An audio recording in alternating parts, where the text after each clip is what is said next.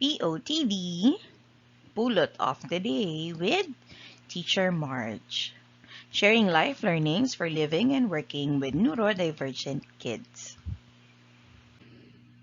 Hi all, welcome to a new video in our POTD series, which is discussing life learnings about living and dealing on a day-to-day basis with neurodivergent kids. So for today's pulot or today's learning, we are going to discuss about overcoming denial. Okay, so most families, most parents, most relatives go through the process of denial once they have learned or once the child is diagnosed. Okay, so let us see how to identify this kind of behavior and how we can help ourselves overcome this stage in our lives. So first, let us define what is denial. Denial, as per Britannica, is the conscious refusal to perceive that painful facts exist. It is a common defense mechanism wherein when you are presented an idea or an information that could pose a great change or a shift in your lifestyle or in your day-to-day living, we tend to deny the fact. We tend to unsee the obvious. We tend to stop ourselves from believing consciously because we want to help or we want to shield ourselves from the extreme emotions that goes with that information, with that negative changes that is about to happen. So first we need to know is if we are in denial. So what are the signs or the behaviors that makes us in denial? First is you rationalize the problem. You try to find a reason. You try to find an explanation even if it doesn't exist. So instead of focusing yourself to the solution, we focus ourselves, we put our time and effort into finding a reason. Blaming others. Once the child is diagnosed, it usually happens with couples. They tend to blame one another. Okay? So instead of working together, they try to put the cause of the problem to the other person, which is sometimes not so helpful. Comparing your circumstance to other people or to others. So we try to find people in the same situation and then we compare our situation to them. Whether it be on a positive note or a negative note, which one is better, which one is worse, comparing is sometimes not helpful because you tend to, if you are comparing negatively and then you highlight your issues. If you tend to compare positively, you tend to invalidate the problem. So it doesn't help either way. Next is pretending to be compliant. Once you are faced with a problem, the doctor or the once you are presented with the diagnosis of your child, the doctor or the therapist will provide you possible solutions. But if you are in denial, you will just do the solutions even if you don't fully understand why. Even if you don't actually see the need for that solution, you will just pretend to be compliant. Next is suppressing thoughts or emotions about the problem. We tend to ignore our emotions about the problem. So once you have learned that your child has this, you tend to have to be indifferent, to not care about what is happening. So that is suppressing thoughts or emotions about the problem. So instead of you facing it, you delay. You delay understanding the problem. So you delay the solutions as well. Feeling hopeless. So some parents overthink. Once they have learned that their child has this condition, they tend to see that it's the end of the world, that there's nothing else that their child can do. Okay? So the feeling of hopelessness. Next is my life, my problem. We try to isolate. We tend to isolate our family, our child. Once you have learned that there is a problem that you need to face, you try to fix it on your own without the help of other people. Okay, and sometimes that is just not possible. So it's very important that you find partners in people that could help you solve your issue, especially the issue will affect how you solve the issue will affect how your child's life will go on or will progress. So to understand more how denial affects finding solutions, we will be discussing the story of the bull and the cow. Okay?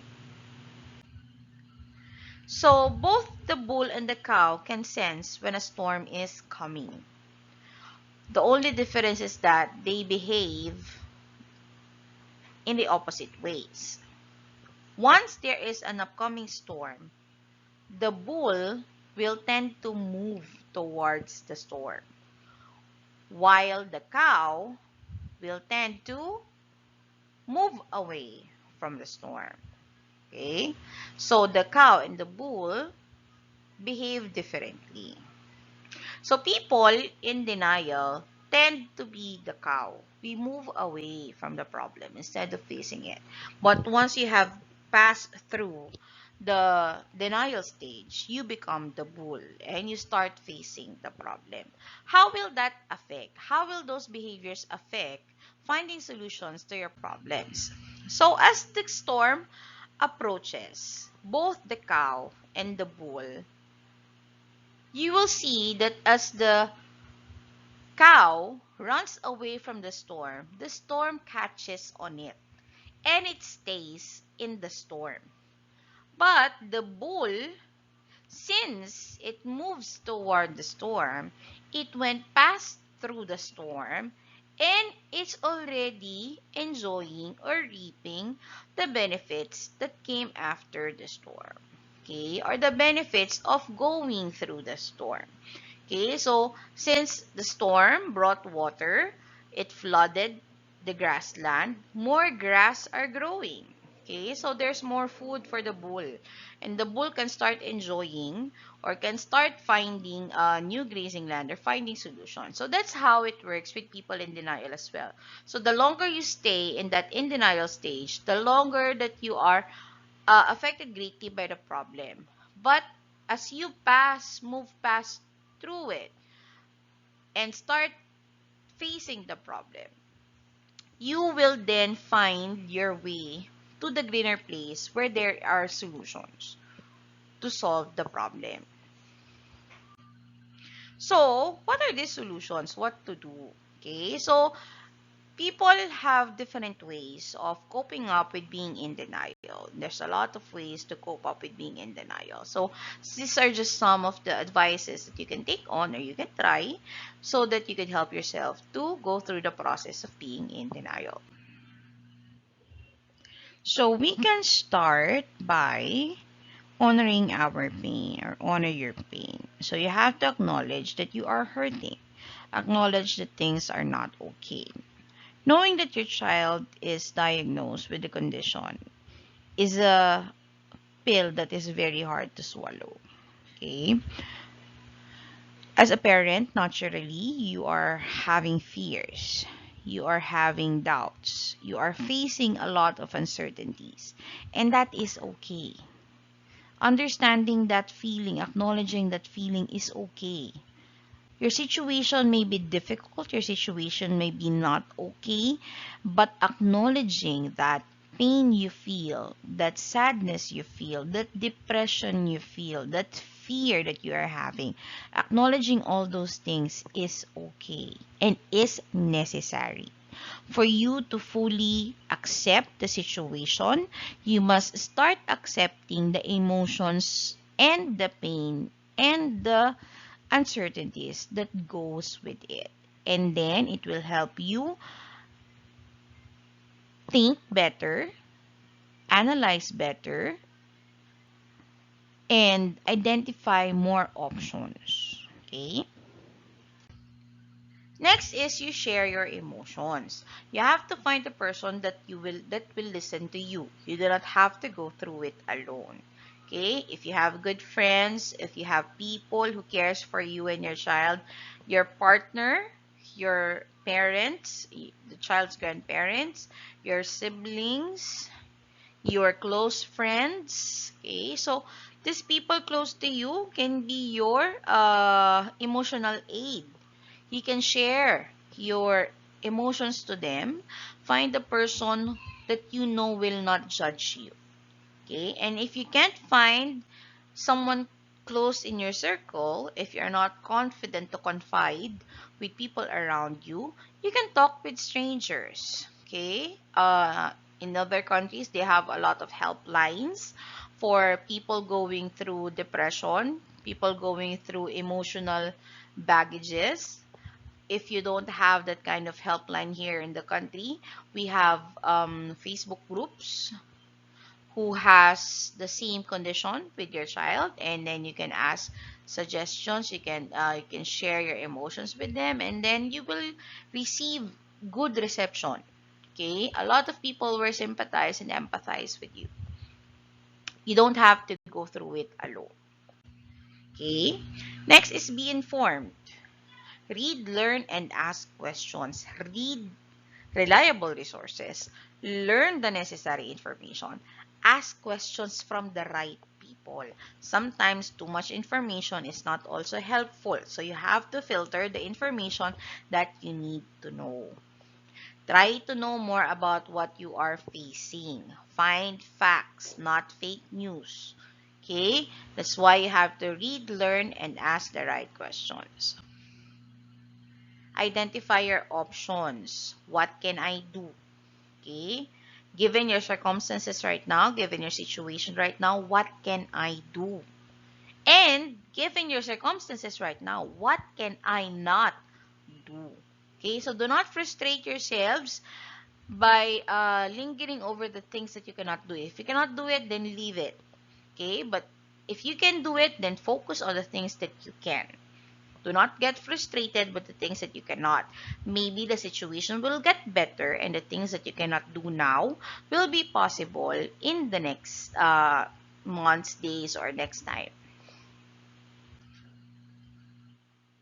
Identify the alternatives. If I cannot do this, but it is very important, is there a way to go about it?